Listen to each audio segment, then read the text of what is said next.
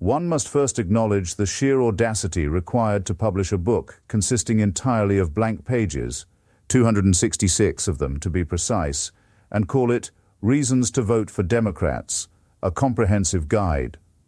This literary nullity, which somehow ascended to bestseller status in 2017, serves as an apt metaphor for the intellectual vacuum that its author, Michael J. Knowles, has filled with increasingly noxious vapors ever since.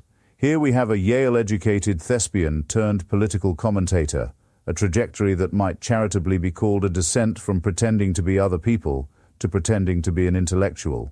This former actor, who once portrayed a queer man seducing another man in a 2012 student film, now dedicates his energies to demanding the complete erasure of transgender people from public life.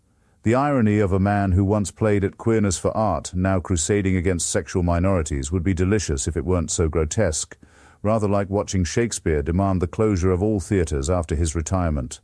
When Knowles calls for eradicating transgenderism from public life entirely, one wonders if he's studied the historical precedents for such language. The Nazis, after all, began their campaign against Magnus Hirschfeld's Institute for Sexualwissenschaft in 1933 by burning research on transgender medicine and sexuality. They too spoke of eradication of degenerate ideologies. But surely Knowles, with his Yale education, knows that when you call for eradicating an ideology that is inseparable from the people who embody it, you're playing the same semantic shell game as those who claimed they merely opposed Jewish Bolshevism rather than Jews themselves. By his logic, one could call for eradicating Catholicism while claiming no ill will toward Catholics. After all, it's just an ideology, isn't it, Mr. Knowles? Consider his treatment of Greta Thunberg, a teenage girl with Asperger's syndrome. This supposed paragon of Catholic virtue, this defender of Western civilization, saw a child with autism speaking about climate science and decided the appropriate response was to publicly mock her as mentally ill.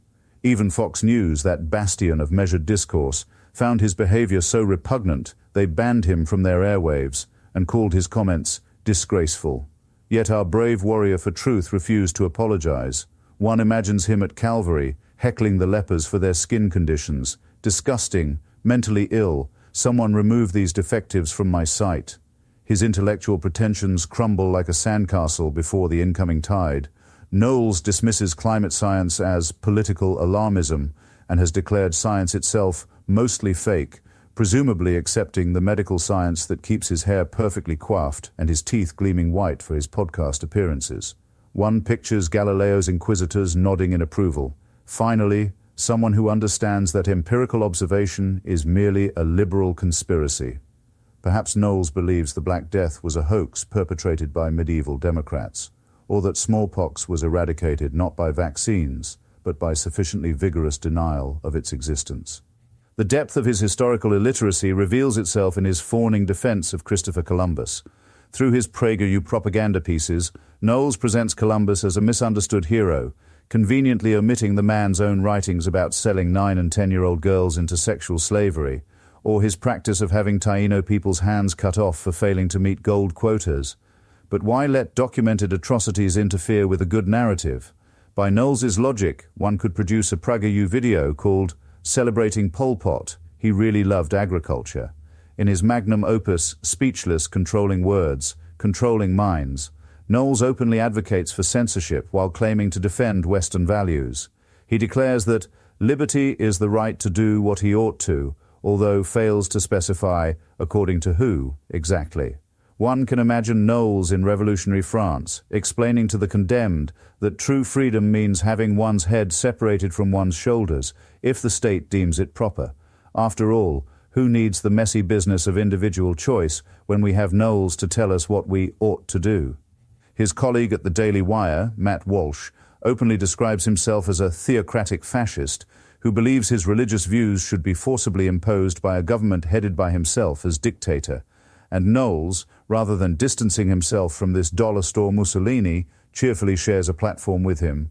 Walsh declares transgender people the greatest evil our country faces, apparently forgetting about poverty, war, disease, and the continued existence of the Daily Wire itself. Together they form a sort of Dumb and Dumber of American fascism, except neither of them is funny. When Knowles claims the 2020 presidential election was obviously rigged, he joins that illustrious pantheon of sore losers who couldn't accept defeat, from the Confederate dead-enders who insisted the South would rise again, to the stabbed-in-the-back mythologists of Weimar Germany. We all know how that last example ended, don't we? But perhaps that's the point. Perhaps Knowles looks at the 1930s and sees not a cautionary tale, but an instruction manual. This pustulant carbuncle on the body politic, this theatrical mediocrity who mistakes volume for virtue and cruelty for cleverness, has somehow convinced Ave Maria University to grant him an honorary doctorate.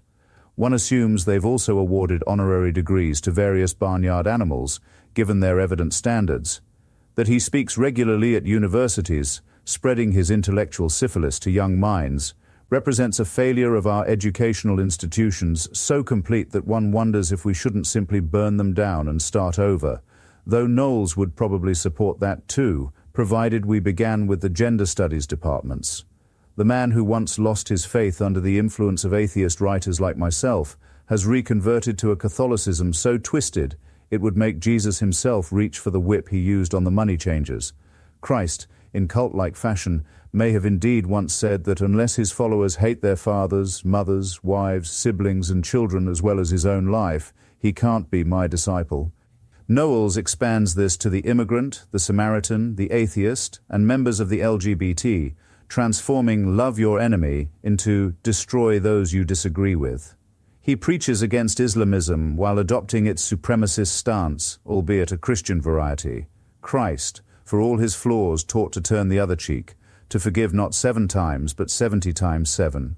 Knowles's Christianity bears the same relationship to Christ's teachings as a tumor bears to normal bodily tissue. It may have originated from the same source, but it has mutated into something monstrous and deadly.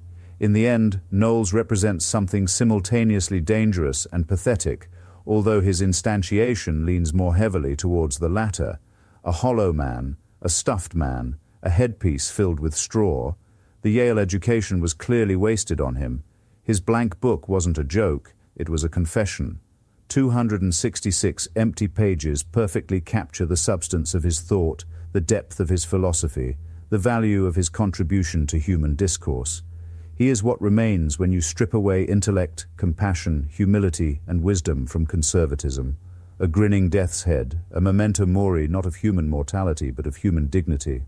Future historians, assuming we survive the world that Knowles and his ilk are trying to create, will marvel that such mediocrity could gain a following.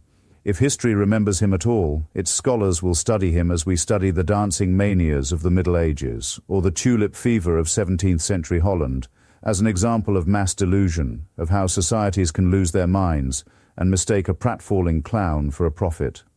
But unlike those historical curiosities, the damage Knowles advocates, the eradication of human beings whose existence offends his delicate sensibilities, carries a body count.